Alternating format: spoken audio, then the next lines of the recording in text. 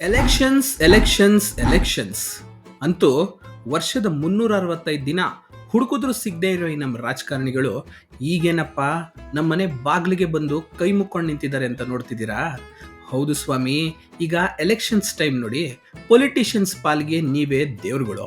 ನಿಮ್ಮ ಮನೆ ಹತ್ರನೂ ಬರ್ತಾರೆ, ನಿಮ್ಮ ಸೇವೆ ಮಾಡೋ ಆಶ್ವಾಸನೆನೂ ಕೊಡ್ತಾರೆ. ಅವ್ರಿಗೆ ವೋಟು, ನಿಮಗೆ ನೋಟು. ನಮ್ಮಲ್ಲಿರೋ ಕೆಲವು ಜನ ಪೊಲಿಟಿಕಲ್ ಪಾರ್ಟಿಗಳು ಕೊಡೋ ದುಡ್ಡಿಗೆ ಆಸೆಪಟ್ಟು ತಮ್ಮ ಅಮೂಲ್ಯವಾದ ಮತನ ಮಾರ್ಕೊಂಡ್ಬಿಡ್ತಾರೆ. ದುಡ್ಡಿರೋ ತನಕ ಮಜಾ ಮಾಡಿ ನಮಗೇನಾಗಬೇಕು ಅಂತ ಜೈ ಅಂತ ಮನೆಗೆ ಹೋಗ್ಬಿಡ್ತಾರೆ. ಆಮೇಲೆ 5 ವರ್ಷ ಇವ್ರ ಕಷ್ಟ ಕೇಳೋದಿರ್ಲಿ, ಇವ್ರ ಕಡೆ ತಿರುಗು ನೋಡದೆ ಇರೋರನ್ನ ಗೆಲ್ಲಿಸ್ಬಿಟ್ಟಿರ್ತಾರೆ. ಇದರಿಂದ ತಾವು ಉದ್ಧಾರ ಆಗಲ್ಲ, ನಮ್ಮ ದೇಶದ ಸ್ಥಿತಿನೂ ಬದಲಾಗಲ್ಲ. ವೋಟ್ ಹಾಕೋದು ಈ ದೇಶದ ಪ್ರತಿಯೊಬ್ಬ ನಾಗರಿಕನ ಕರ್ತವ್ಯ. ಆದರೆ ವೋಟ್ ಯಾಕೆ ಹಾಕಬೇಕು ಅಂತ ಗೊತ್ತಿಲ್ಲದೆ ನಮ್ಮಲ್ಲಿ ಇನ್ನೂ ಎಷ್ಟೋ ಜನ ನಮಗೂ ಸಮಾಜದಲ್ಲಿ ಸ್ಟೇಟಸ್ ಇದೆ ಅಂತನೋ ಅಥವಾ ಕೇವಲ ವಾಟ್ಸಪ್ ಸ್ಟೇಟಸ್ಗೋ ಇನ್ಸ್ಟಾಗ್ರಾಮ್ ಲೈಕ್ಸ್ಗೋ ವೋಟ್ ಹಾಕಿ ಫೋಟೋಗೆ ಪೋಸ್ಟ್ ಕೊಡ್ತಾ ಇರ್ತಾರೆ. ಇದೆಲ್ಲ ಬರೀ ತೋರಿಕೆ ಅಷ್ಟೇ.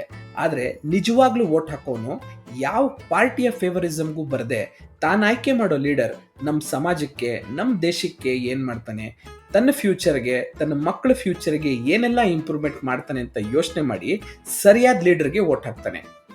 ಈಗಿನ ಜನರಲ್ ಎಲೆಕ್ಷನ್ಸಲ್ಲಿ ಭಾರತದ 986 ಮಿಲಿಯನ್ ಜನಕ್ಕೆ ವೋಟ್ ಹಾಕೋ ಅವಕಾಶ ಇರುತ್ತೆ. ಇದರಲ್ಲಿ ಮೆಜಾರಿಟಿಯಾಗಿ ವೋಟ್ ಮಾಡ್ತಿರೋರು 18ರಿಂದ 30 ವರ್ಷದ ಒಳಗಿನ ಯುವಕರು. ಯಾಕೆಂದ್ರೆ 1.4 ಬಿಲಿಯನ್ ಪಾಪ್ಯುಲೇಷನ್ ಇರೋ ನಮ್ಮ ದೇಶದಲ್ಲಿ 65% ಅಷ್ಟು ಪಾಪ್ಯುಲೇಷನ್ 35 ವಯಸ್ಸಿಗಿಂತಲೂ ಕಮ್ಮಿ ವಯಸ್ಕರವ್ರು ಇದ್ದಾರೆ. 50% ಅಷ್ಟು ಪಾಪ್ಯುಲೇಷನ್ 25 ಏಜ್ಗಿಂತಲೂ ಕಮ್ಮಿ ಏಜ್ ಇರೋರು ಇದ್ದಾರೆ. ಇದರಲ್ಲೇ ಅರ್ಥ ಆಗುತ್ತೆ ದಟ್ ಇಂಡಿಯನ್ ಯೂತ್ಸ್ ಕೈಯಲ್ಲೇ ನಮ್ಮ ದೇಶದ ಮುಂದಿನ ಭವಿಷ್ಯ ಅಡಗಿದೆ ಅಂತ. ಅವರು ಯಾರಿಗೆ ವೋಟ್ ಹಾಕ್ತಾರೆ ಅನ್ನೋದ್ರ ಮೇಲೆ ನಮ್ಮ ದೇಶದ ಬೆಳವಣಿಗೆ ಹೇಗಾಗುತ್ತೆ ಅನ್ನೋದು ನಿರ್ಧಾರ ಆಗುತ್ತೆ. As per the records 2019 elections ಅಲ್ಲಿ 15 ಮಿಲಿಯನ್ ಯುವಕ ಯುವತಿಯರಿಗೆ ಮೊದಲನೇ ಸಲ ವೋಟ್ ಹಾಕೋ ಅವಕಾಶ ಸಿಕ್ಕಿತ್ತು. ಆದರೆ ಈ ವರ್ಷ ಅದು 18 ಮಿಲಿಯನ್ ಆಗೋ ಸಾಧ್ಯತೆ ಇದೆ.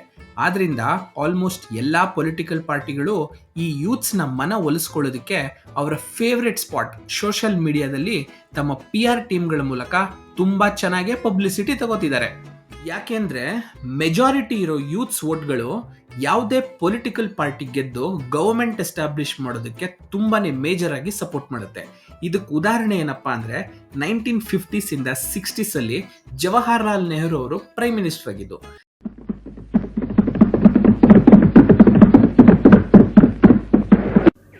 Long years ago, we made a tryst with destiny, and now the time comes when we shall redeem our pledge. Nehru ಅವರ ಲಾರ್ಜರ್ ದೆನ್ ಲೈಫ್ ಇಮೇಜ್ ಯೂತ್ಸ್ಗೆ ತುಂಬಾನೇ ಇಷ್ಟ ಆಗಿತ್ತು. ಆಗಿನ ಕಾಲಕ್ಕೆ 47% ಅಷ್ಟು ಫಸ್ಟ್ ಟೈಮ್ ವೋಟರ್ಸ್ ಕಾಂಗ್ರೆಸ್ ಪಾರ್ಟಿಗೆ ವೋಟ್ ಹಾಕಿದ್ರು. ಇದಾದ ನಂತರ ಯೂತ್ಸ್ನ ಸಪೋರ್ಟ್ ಕಾಂಗ್ರೆಸ್ ಪಾರ್ಟಿ ಕಡೆಗೆ ಸ್ವಲ್ಪ ಕುಗ್ಗಿದ್ದು 1970s ಅಲ್ಲೇ. ಇದಕ್ಕೆ ಕಾರಣ ಹೈ ಇನ್ಫ್ಲೇಷನ್, ಅನ್ಎಂಪ್ಲಾಯ್ಮೆಂಟ್ ಹಾಗೂ ಇಂಡಿಯನ್ ಎಮರ್ಜೆನ್ಸಿಯರ ಡಿಕ್ಲರೇಷನ್. ಇವೆಲ್ಲ ಯೂತ್ ಸೆಂಟಿಮೆಂಟ್ಸ್ನ ತುಂಬಾನೇ ಹರ್ಟ್ ಮಾಡಿತ್ತು. ಆದರೂ ಸಹ 28% ಆಫ್ ಯೂತ್ಸ್ ಕಾಂಗ್ರೆಸ್ಗೆ ತಮ್ಮ ಬೆಂಬಲ ನೀಡಿದ್ರು. ನಂತರ 1990s ಅಲ್ಲಿ ಇಂಡಿಯನ್ ಎಕನಾಮಿ ಮತ್ತೆ ಬೆಳವಣಿಗೆಯ ರೂಪ ಕಂಡಿತ್ತು. ಆಗ್ಲೂ ಸಹ ಕಾಂಗ್ರೆಸ್ಗೆ ಫಸ್ಟ್ ಟೈಮ್ ವೋಟರ್ಸ್ನ ಬೆಂಬಲ ದೃಢವಾಗಿದ್ದರಿಂದ 32% ಯೂತ್ಸ್ ವೋಟ್ ಪಡ್ಕೊಳ್ಳೋದಕ್ಕೆ ಸಾಧ್ಯ ಆಯಿತು. ಜೊತೆಗೆ ಬೇರೆ ಪಾರ್ಟಿಗಳು ಸಹ ರೇಸಲ್ಲಿ ಇದ್ರೂ ಸಹ ಬಿಜೆಪಿ ಮಾತ್ರ 1990 ಇಂದ 2000 ವರೆಗೂ ತುಂಬಾ ಜನ ಯುವಕರು ಹಾಗೂ ಫಸ್ಟ್ ಟೈಮ್ ವೋಟರ್ಸ್ನ ಗಮನ ಸೆಳೆದಿತ್ತು.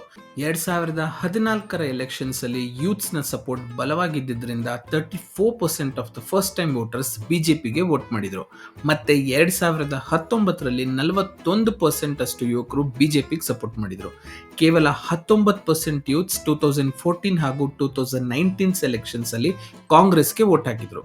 ನೋಡಿದ್ರಲ್ಲ ಹೇಗೆ ಮೆಜಾರಿಟಿ ಪಾಪ್ಯುಲೇಷನ್ ಇರೋ ಈ ನಮ್ಮ ಯೂತ್ಸ್ ವೋಟ್ಗಳು ನಮ್ಮ ದೇಶದ ಬೆಳವಣಿಗೆಗೆ ಎಷ್ಟು ಇಂಪಾರ್ಟೆಂಟ್ ರೋಲ್ ಪ್ಲೇ ಮಾಡುತ್ತೆ ಅಂತ. ಇದರಿಂದ ಪೋಷಕರು ತಮ್ಮ ಮಕ್ಕಳು ಫಸ್ಟ್ ಟೈಮ್ ವೋಟ್ ಮಾಡೋಕೆ ಅಂತ ಹೋದಾಗ ಯಾವ ಪಾರ್ಟಿಯ ಫೇವರಿಸಮ್ಗೂ ಬರದೆ ಜಾತಿ ಹೆಸರಲ್ಲಿ ವೋಟ್ ಹಾಕ್ತೆ ಅವ್ರು ಕೊಡೋ ಹಣಕ್ಕೆ ಆಸೆಪಟ್ಟು ವೋಟ್ನ ಮಾರ್ಕೊಳ್ದೆ ಸರಿಯಾದ ಲೀಡರ್ನ ಆಯ್ಕೆ ಮಾಡುವಂತ ಹೇಳ್ಕೊಡ್ಬೇಕು.